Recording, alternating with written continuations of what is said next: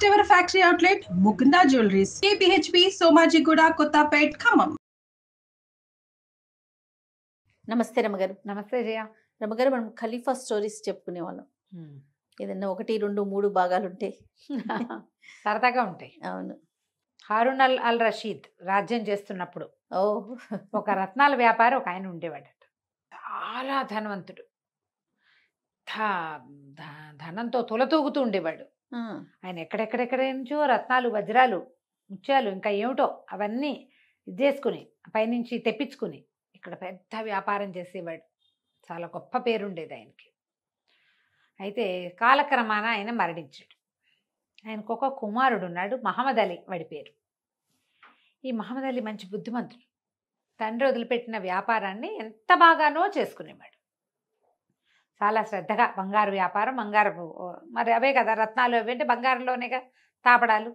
అయితే ఇది ఒక రోజున తన కొట్లో కూర్చుని వ్యాపారం చూసుకుంటూ ఉండగా ఒక మహాద్భుత సౌందర్యవతైన ఒక ఆవిడ ఓ 3-4 చిలకెత్తలు వేసుకుని వచ్చింది.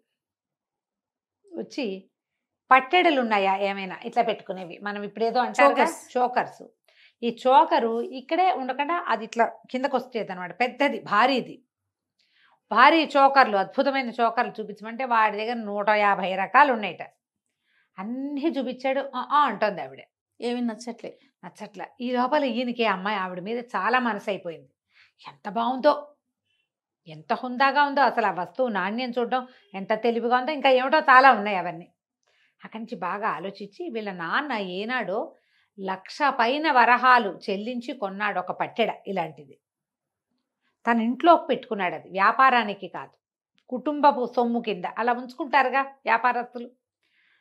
పరిగెత్తుకుంటూ ఇంట్లోకి పరిగెత్తుకెళ్ళి లోపలికెళ్ళి ఆ తండ్రి 1,00,000 పైగా దినారాలు పెట్టి కొన్న పట్టెడని పట్టుకొచ్చాడు. పట్టుకొచ్చి చూపించేసరికి ఆవిడ ఎగిరి గంతేసింది. ఇదే నాకు కావాలి, ఎప్పటి నుంచో నా కళలో కూడా ఇదే కనపడుతోంది, నాకు ఇదే కావాలని ఆ పట్టెడ తీసుకుంటానని రేటు అనేసరికల్లా ఇంకొంచెం తెగించి బాగా వద్దు అది రేటు ఏం కట్టకండి, మీకు నచ్చితే చాలు ఇచ్చేస్తానంటే ఆవిడ ఒప్పుకోలే. అసలు ఇది ఎప్పుడు కొన్నారు, ఎక్కడ కొన్నారు, ఇది ఎందుకు కొట్లో లేదు, ఇంట్లో ఎందుకుంది, అవన్నీ ప్రశ్నించి మీ నాన్న 1,00,000 పైన కొంటే దానికి 5% వడ్డీ వేసి ఇస్తాను నేను నీకు, కాకపోతే ఇప్పుడు నేను డబ్బులు తేలేదు కదా, నువ్వు మా ఇంటికి రా, నీకు డబ్బులు ఇస్తానంది. సరే వచ్చాడు ఆవిడతో పాటు. వస్తే ఆవిడ మంచి పెద్ద బ్రహ్మాండమైన మహలు ఆవిడది. బస్ లోపల నుంచి డబ్బులు తెప్పించబోయింది. ఇతను ఏమన్నాడు, కొంచెం బాగా తెగించి ఆ డబ్బు వద్దు, వస్తువు తీసుకో, నువ్వు నా దానివైతే చాలు అని అడిగాడు. అడిగేసరికి ఆవిడంది, నాకు మాత్రం నువ్వు నచ్చలేదనుకున్నావా, అసలు నీతో మాట్లాడడానికే మీ కొట్లోకి వచ్చాను, నేను ఎప్పటి నుంచో నిన్ను చూస్తున్నాను, కాకపోతే నాతో పెళ్ళంత సులువు కాదు, నేను ఖలీఫా దగ్గరుండే జాఫర్, ఖలీఫాకు మంత్రి మా ఒక వేత్రహస్తుడు ఉంటారు ఖలీఫా దగ్గర, మస్రూరు జాఫరు అని మన అన్ని కథల్లో కనపడతారు వీళ్ళు. జాఫర్ చెల్లెల్ని నేను, అంత సులువు కాదనగా నేను కాళ్ళు చల్లబడిపోయినాయి. జాఫర్ చెల్లెల్ని పెళ్లి చేసుకోవడం అంటే మామూలా, ఆయనేమో ఖలీఫా పక్కనే ఉంటాడు, ఆ చెల్లెలంటే ఎంత టాప్ క్లాస్. అయితే వీళ్ళ చెల్లెళ్ళు అంటే ఏమిటంటే స్వయానా చెల్లెలు అవ్వక్కర్లా, తండ్రి గారి 4వ భార్య సంతానం కూడా కావచ్చు కదా. ఎక్కువ మంది రాణులు ఉండటం, భార్యలు ఉండటం వాళ్ళ సంప్రదాయం కదా. సరే ఈ అమ్మాయి ఏమంది, నేను పెద్దింటిదాని అయితే మాత్రం నాకు ఆ మాత్రం సాహసం లేదా, నువ్వు టెన్షన్ పడకు అని చెప్పి కాజీని పిలిచి అప్పటికప్పుడు పెళ్లి చేసేసుకుంది ఆయన్ని. అయ్యో, వాళ్ళ పెళ్ళి ఏముంది, అదేదో చదివితే అయిపోతుంది, సింపుల్ కదా. కాజీ వచ్చి అదేదో చదువుతారు, ఏమిటో మరి మంత్రాలు లాంటివే, వాళ్ళదేదో ఒక పాఠం ఉంటుంది, వివాహ పాఠం, అది చదివి కుబూల్ హై అంటారు అంతే. మన గంధర్వ వివాహం లాగానే, ఒక మాదిరి గాంధర్వం లాగా. గాంధర్వంలో మధ్యలో ఉండరు, ఇక్కడ మధ్యలో కాజీ ఖచ్చితంగా ఉండాలి. ఓకే, కాజీ లేని పెళ్లి చెల్లదమ్మా వాళ్ళకి. చాలా కరెక్ట్ పద్ధతి కదా అది. మరి థర్డ్ పర్సన్ ఉండాలి కదా ఖచ్చితంగా, డెఫినెట్ గా. పంప ముంచేయకుండా కాజీ గారు ఉంటారు, దాని మీద ఏదో కాగితం రాసే సంతకాలు ఉంటాయి. కాజీ లేకుండా ఎలాంటి పెళ్లి జరగదు అసలు. అయితే ఆయన వచ్చి మొత్తం బడాయించి చదివించి పెళ్లి చేసాడు. పెళ్లి చేస్తే ఇంకా ఇతను ఇంటికి వెళ్ళాల, ఆ కొట్లోకి వెళ్ళాల, హాయిగా పెళ్ళంతో పాటే ఉన్నాడు. ఆవిడ స్వర్గ సౌఖ్యాలు చూపించింది ఇతనికి. 1 రోజులు, 15 రోజుల పాటు ఉండిపోయాడు. ఈ లోపల బయటికి ప్రచారం అయింది, మంత్రి గారి చెల్లెలు పెళ్లి చేసేసుకుందో హోయ్ అని.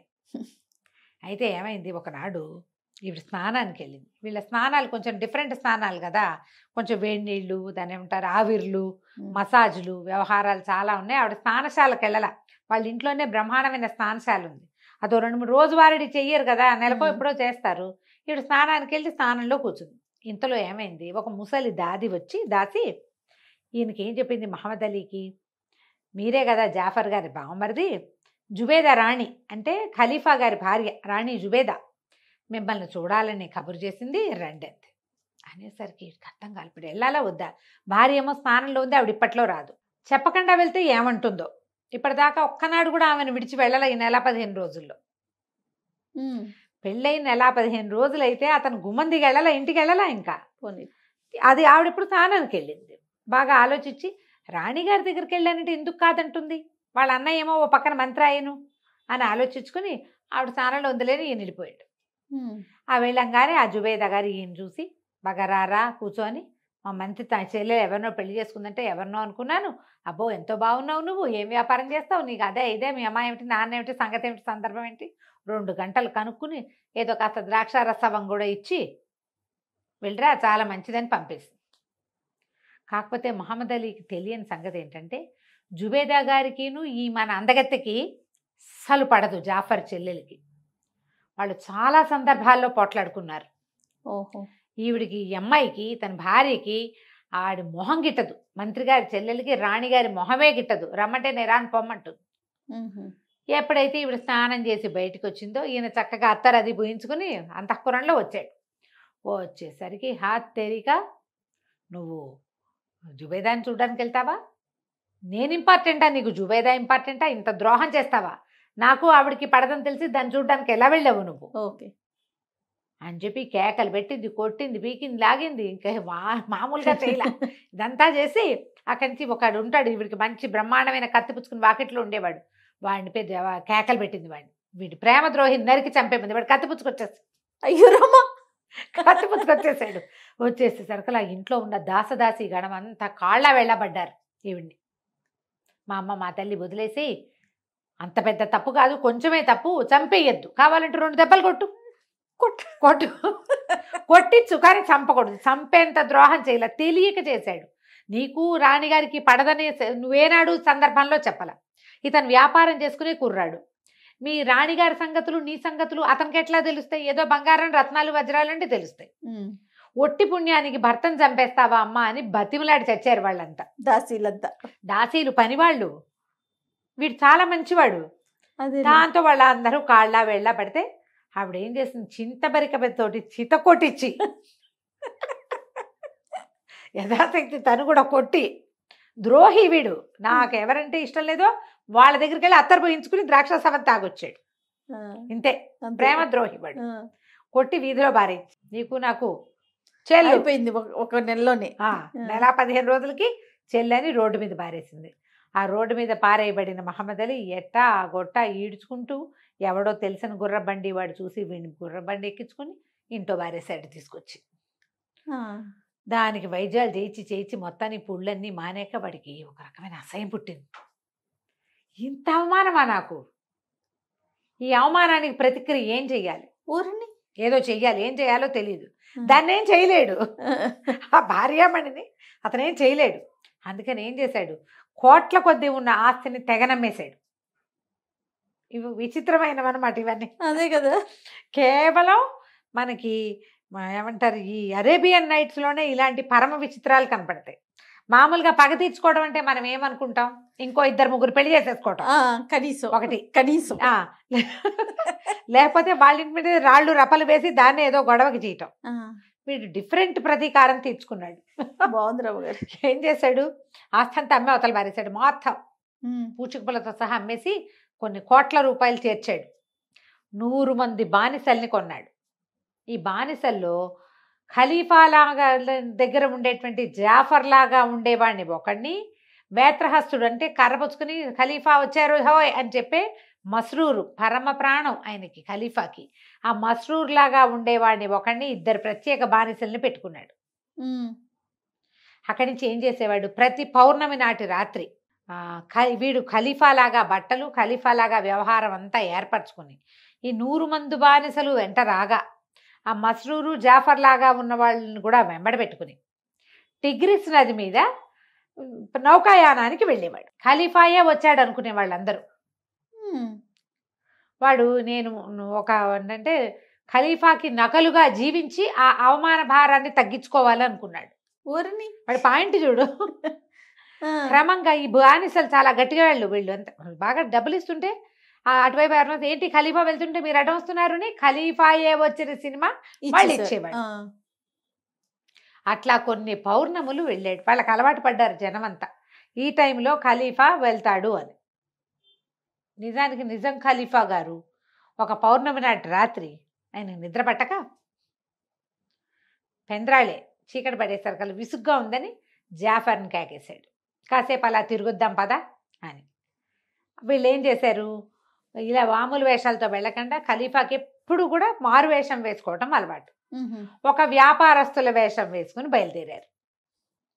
మస్రూరు, జాఫరు, ఖలీఫా ముగ్గురు బయలుదేరి వెళ్తుంటే ఈ నది మీద చూస్తే ఒక పెద్ద నౌక, దాని మీద అన్ని దివిటీలు ఏంటో గానా బజానా గందరగోళంగా ఉంది. అర్థం కాలేదు, ఎవడు వెళ్తున్నాడు ఈ టైంలో, ఎవరన్నా వస్తున్నారా మన ఊళ్ళోకి? అదేమిటి మనకేం వార్త గీత వచ్చినట్లేదే. మామూలుగా ఊళ్ళోకి ఎవరైనా పెద్ద వ్యాపారస్తులు వాళ్ళు వస్తుంటే ముందే వార్త రావాలి కదా, జాఫర్కైనా తెలియాలి కదా, రాజుగారు తెలీదు, మంత్రికైనా తెలియాలిగా. ఏమిట్రా అని నది దాకా వెళ్ళారు. అక్కడ జమా జట్టిలాగా నుంచున్న 3-4 బానిసలు ఖలీఫా వ్యవహారానికి వెళ్తుంటే ఏమిటి ఆయన షికారు వెళ్తుంటే ఇక్కడికి వచ్చి నుంచున్నారంటే పొండి అన్నారు. కాంతపోయారు వీళ్ళు, ఏమిటి ఖలీఫావా, మనం ఇక్కడే కదా ఉన్నాం, వీళ్ళు వెళ్ళేవాడెవడో వీళ్ళకి అర్థం కాల. ఆ వెళ్ళేవాడెవరో తెలుసుకోవడానికి వీళ్ళు బాగా ప్రయత్నం చేయటానికి ఏం చేశారు, ఇంకో పక్క నుంచి అక్కడికి వెళ్ళారు. పడవవాడిని ఒకడిని అడిగారు, పడవ తీసుకెళ్తావా అని. అప్పుడు వీళ్ళు చూశారు, ఆ పడవ తమ వైపు నుంచి వెళ్తుంటే ఒక చక్కటి బట్టలు ధరించిన ఒక యువకుడు. ఆ బట్టలు ఖలీఫా వేసుకునేలాంటి డ్రెస్సులే అవి. జనరల్గా రాజుగారు వేసుకునేలాంటి బట్టలు ఎవరు వేసుకోగలుగుతారు? క్యాష్ పార్టీలు. అంతేగా. ఆ ఊళ్ళో క్యాష్ పార్టీ అయినప్పటికీ ఖలీఫాని ఇమిటేట్ చేయరు. వీడు పై ఊరివాడా ఒక అనుమానం. అయితే ఈ ఖలీఫాకి లాగా కనపడుతున్న ఈ కుర్రాడికి అటు ఇటుగా నిలబడ్డ వాళ్ళిద్దరూ, ఒకడు ఇంచుమించు జాఫర్ లాగా, రెండోవాడు అటు ఇటుగా మస్రూర్ లాగానే ఉన్నారు. పూర్తిగా అర్థమైంది వీళ్ళకి ఇదేదో ఏదో జరుగుతోందని తెలిసింది. ఆ పడవాడన్నాడు జాలిగా, బాబు ఖలీఫా మీ ఊరు వాళ్ళు కాదా నాయన, ఏ ఊరు నుంచి వచ్చారు? ప్రతి నెల ఖలీఫా ఊరేగింపు వెళ్తాడే ఆడ పడవలోను అన్న. ప్రతి నెలనా? నేను ఇప్పుడు వెళ్ళాను అనుకుంటున్నాడు ఖలీఫా గారు. వాళ్ళు చూసుకున్నారు, ఏదో జరుగుతోంది, ఇది తెలుసుకోవాలి. ఆ పడవ పెద్ద పడవ అంతా గానా బజానాలతో వెళ్తోంది. సరే ఇక్కడ కనపడ్డ పడవండి 10 దిరాములు ఇస్తాము, దినారాలు ఇస్తాము, ఖలీఫా పడవని వెంబడించి తీసుకెళ్ళమన్నారు. నేను చాలా భయపడ్డాడు ముసలివాడు. ఊరు నాయనో కొంప మునిపోతుంటే ఏం భయం లేదు, స్పీడ్గా వెళ్ళొద్దు, నిదానంగా వాళ్ళు ఎటు వెళ్తున్నారో చూసి అటు తీసుకెళ్ళు, మమ్మల్ని వదిలే, నువ్వు మమ్మల్ని వెనక్కి తీసుకురా ఒక్కర్లా, వదిలేస్తే మేము వెళ్తామన్నారు.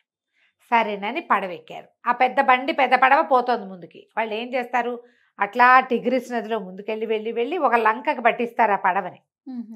ఎక్కడో ఓ చోట వేస్తారనమాట. ఆ లంక మీద పెద్దగా విశాలంగా గుడారాలు అవి వేసుంటాయి. ఈ పడవలో ఉన్న జనం అంతా దిగుతారు. ఇక్కడ ఉన్న జనం ఎవరు, ఒకటి ఖలీఫా వేషధారిగా ఉన్న మహమ్మద్ అలీ, మస్రూర్ జాఫర్ వేషాల్లో ఉన్న 2 బానిసలు దిగుతారు. అక్కడి నుంచి గానా బజానా జనం అంతా దిగుతారు. అక్కడ చక్కగా వంటలు చేస్తారు, బ్రహ్మాండంగా వండుకుని తర్వాత గానా బజానా జరిగి తాగి తిని జరిగిన అవమానాన్ని మర్చిపోయే ప్రయత్నం చేస్తాడనమాట అబ్బాయి. సరే వీళ్ళు ఏం చేశారు, ఆ పడవ వాళ్ళు సెటిల్ అయిపోయి వీళ్ళంతా గుడారాలు వ్యవహారాలు అన్నీ అయ్యాక మన వాళ్ళు 3 అసలు హీరోలు, రాజుగారు, మంత్రి, వేత్రహస్తుడు, 3 ఏం చేశారు, ఆ లంకకు ఒక్క అడుగు యువతలుగా దిగి తాపీగా మెల్లిగా అడుగులు వేసుకుంటూ అక్కడికి వెళ్ళారు.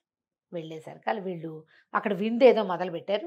విందులోకి వెళ్ళిపోదాం అనుకునేసరికి అక్కడ జమా జట్టీలాగా ఉన్న బానిసలు వాళ్ళు అటెంటివ్గా ఉన్నారు. ఎవరైనా వస్తే పట్టేసేందుకు సిద్ధంగా పట్టేసుకున్నారు. అత్తేరి మీరు ఇట్లా ఖలీఫా విందులోకి రాదలుచుకుంటారా, ఎవరు మీరు ఏమిటైనా కేకలు పెట్టేసరికి వీళ్ళేమన్నారు, వ్యాపారస్తులము, ఇక్కడ ఖలీఫా గొప్ప విందిస్తారని తెలిసి ఆ విందులో మేము కూడా భాగస్వాములు అవ్వడానికి వచ్చాం, ఆయనతో కలిసి విందు ఆరగించడానికి వచ్చామంటే వీళ్ళకి సహపంక్తి భోజనం పెట్టడం అనేది ఒక ఫ్యాన్సీగా ఉంటుంది. ఒకే పాత్రలోంచి తీసుకుని తినే విధానం కూడా కనపడుతుంది జయ. ఎవరో ఒకళ్ళు ఉండాలి తమతో పాటు భోజనానికి. పై ఊరి వ్యాపారస్తులకి భోజనం పెట్టే తినటం వ్రతంగా కూడా మనకి అరేబియన్ నైట్స్లో కనపడుతుంది. రోజు ఒక కొత్త వ్యక్తితో భోజనం చేయాలి. ఆ ఊళ్ళోకి వచ్చిన వ్యక్తులు లాక్కుపోతారు వాళ్ళ ఇంటికి. ఇలాంటి వ్రతాలున్న రాజుల కథలు కూడా మనం చూస్తాం. అవును, బ్రాహ్మణుల కథలు, రాజుల కథలు మనకి పాత కథల్లో కనపడతాయి. సరే, ఏదో కోలాహలంగా ఉండేసరికల్లా ఏమిటని ఆయన కేకలు పెట్టాడు మహమ్మద్ అలీ. ఎవరో విందులోకి వస్తామంటున్నారు వ్యాపారస్తులు అంటే, రండి ఏం పర్వాలేదు రమ్మన్నాడు. వీళ్ళు ముగ్గురు లోపలికి వెళ్ళారు. చూస్తే ఎంత ఘనమైన భోజనమో, ఎంత అద్భుతంగా వేశారో. గుడారం, ఒక డబ్బులు కాసులు కురిసిపోతున్నాయి అక్కడ. ఈ మహమ్మద్ అలీ లక్షణంగా ఉన్నాడు. వాడి బట్టలు ఎంత బాగున్నాయో, కిందేసిన బాలీసులు కూడా పట్టువి, ఎక్కడా కాంప్రమైజ్ కావటల్లా. వడ్డించిన ఆహారం చూసి ఆశ్చర్యపోయాడు ఖలీఫా. తంతినేలాంటిదే, ఖరీదు. సరే, మెల్లిగా భోజనం వాళ్ళు మొదలుపెట్టారు. తింటూ ఉంటే ఓ పక్క నుంచి గానా బజానా సాగుతోంది. ఒక అమ్మాయి ఎవరో పరమాద్భుతమైన విరహ కీర్తనలు పాడింది. వింటూ ఆనందంతో తన్మయుడైపోయిన మహమ్మద్ అలీ లేచి నిలబడి బట్టలు చించేసుకున్నాడు. అయ్యో రామ, విషాదంలో, దుఃఖంలో చేస్తారు కదా, బట్టలు చించు. అంత ఖరీదైన బట్టలట చింపేస్తుంటే ఆశ్చర్యపోయారు వీళ్ళు. అయితే ఈ చింపేసే క్రమంలో వాడి వీపు మీద ఉన్న వాతలు చింతపరికి పెట్టి కొట్టించింది కదా, వీపు మీద వాతలన్నీ కనపడ్డాయి. వీళ్ళు ముగ్గురు మాట్లాడుకుంటున్నారు, ఏదో ఉంది రహస్యం. వీడు ఇంత ఖరీదైన గుడ్డలు వేసుకుని ఆ గుడ్డని బదబదాలుగా చింపేయగలిగిన వాడు ఒంటి మీద ఇవేం వాతలు ఉంటామేంటి? వీడికి ఏదో చేదు అనుభవం ఉంది గ్యారంటీగా.